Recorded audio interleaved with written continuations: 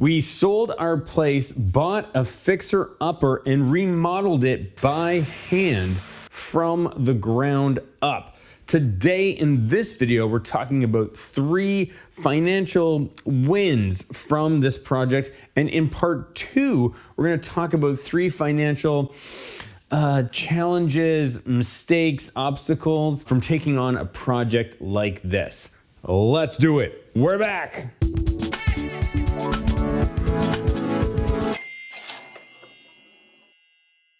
Hello, everybody. Wow. It is good to be back. My name is Max. I'm an accredited financial counselor operating out of the most expensive city in the world, Vancouver, British Columbia, Canada. 6 months ago, maybe 7 months ago, 8 months ago, my wife and I decided to sell our 1-bedroom apartment and upgrade to a 2-bedroom so that we would have an office or place to store a single, quiet, well-behaved child. When we first contacted our realtor, I thought for sure this was going to be a simple process. We'll pick up all of our stuff, we'll move ever so slightly eastward to a more affordable part of town, and that would be the end of it. Man, was I wrong. We ended up buying what was essentially a crime scene. And for the next 6 months, we utilized every relationship, every spare minute, every spare dollar to try and convert that apartment into this livable space. And I'm proud to say that if you don't look too carefully at any of the details, especially the baseboards, I think we have pulled it off. Obviously, there was a lot of learning along the way. And even though we're not technically finished, I thought I would share our financial highs and lows so that in case you were thinking about buying a fixer-upper and heading down this path, this incredibly stressful and at times physically dangerous path, you will have a better understanding of the rewards and risks that come along with a project like this. In this video, we're focused on the positives. So let's get into it. Number 1, increased home equity. So as I mentioned, when we bought this place, it was disgusting. And not disgusting like, oh wow, this color scheme is from 1992 disgusting. I mean disgusting like the walls bled nicotine. I mean disgusting like the sprinklers in the ceiling were encapsulated in hair. Source unknown. I mean disgusting like the floors were covered in excrement. Source unknown. And it also had a color scheme from 1992. So this place was priced to sell. Compared to other units of similar size in the same neighborhood, we estimate that it was priced at around $110,000 discount. So that means if we were able to convert this space into a livable environment, we could, in theory, sell it on the market for $110,000 over what we paid for it. And that number set our renovation budget. If we spent $110 grand on the reno, we would break even.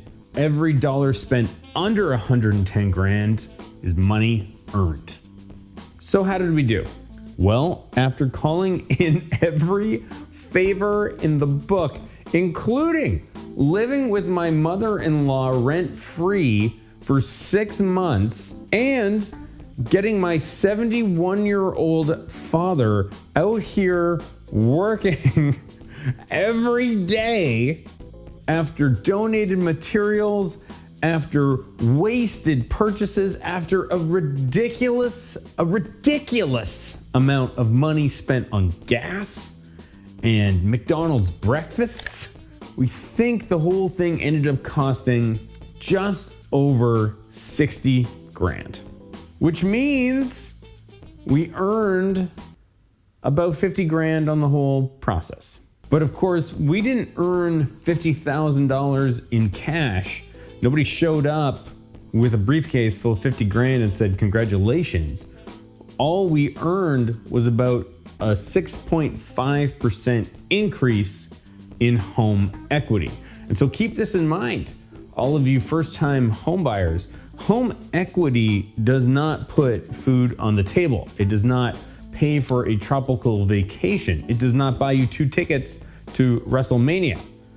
Home equity isn't cash. It's in the walls, it's in the tiles, it's in the less than perfect baseboards you have promised not to look at.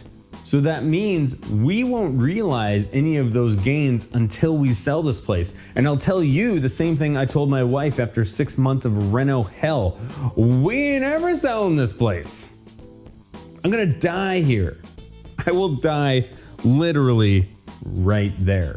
In fact, the only person who will probably ever benefit from these renos is my kid when they inherit it after I die. And they didn't even lift a hammer, all because they weren't even born yet. Oh, privilege much? Jeez.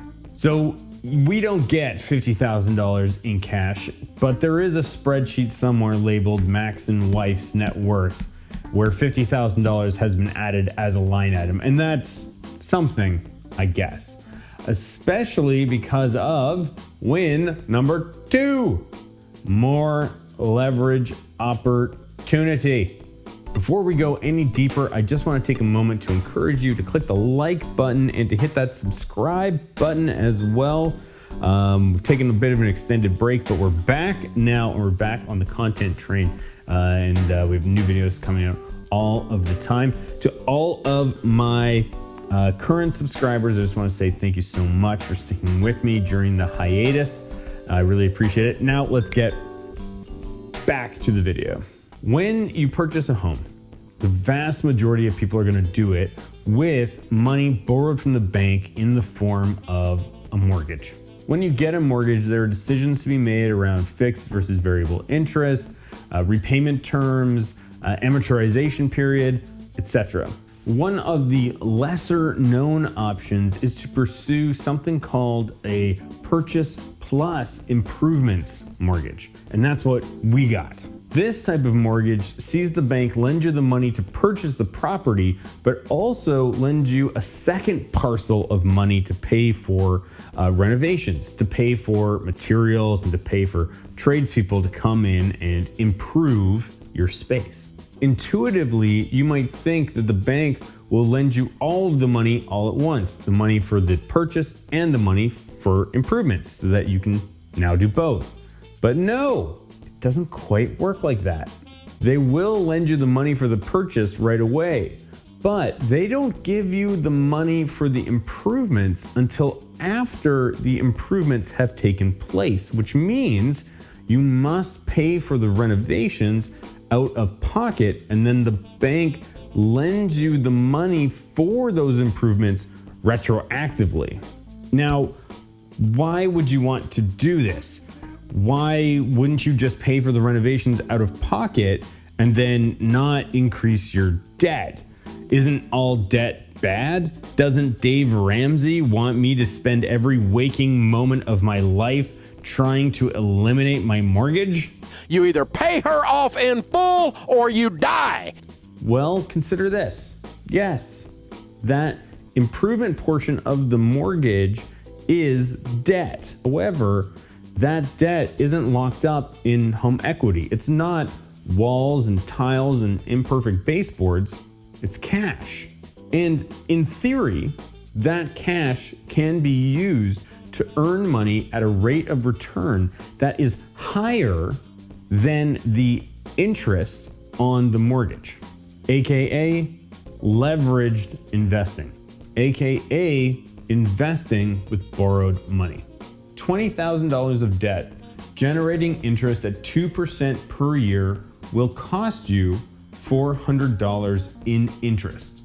But that same amount of money invested and returning, let's say 5%, is gaining you $1,000 a year for a net gain of $600 before tax. Now, investing on leverage is not for everyone, and I want to make it very clear that I am not prescribing this as something that everyone who's watching this video should do. It's not. But if you're in touch with your personal tolerance for putting your money at risk, then investing borrowed money can be an opportunity. For us, it is. And we're able to take advantage of it thanks to the Purchase Plus Improvements mortgage. Win number 3, improved skills. I learned how to do stuff. I started this project with 0 confidence, 0 experience, and 0 skills. Prior to the renos, if there was a repair that needs to take place or a replacement, I would be calling a tradesperson to come in and do those things for me. Or I would just like burn the place to the ground and move on.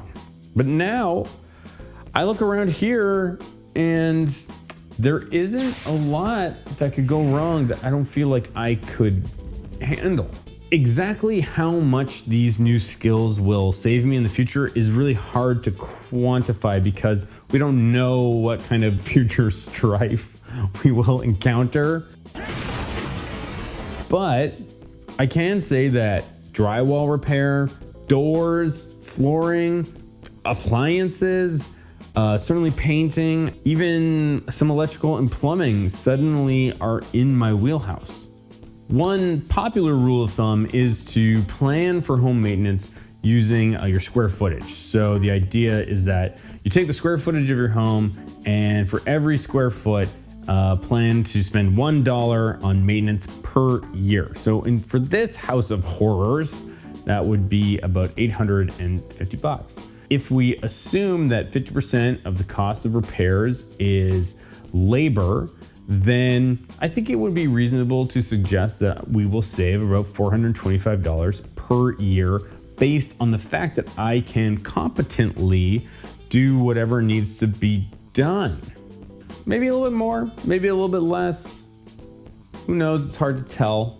But without question, over the long run, we will be saving money thanks to these acquired skills. Anyways, that's it for this week. Next week, we will be exploring the flip side of the equation, the dark side of the equation, because trust me, this thing did not go super smoothly. This wasn't just like one financial victory after another. And so I'm more actually excited to talk about all the ways that this could have cost us.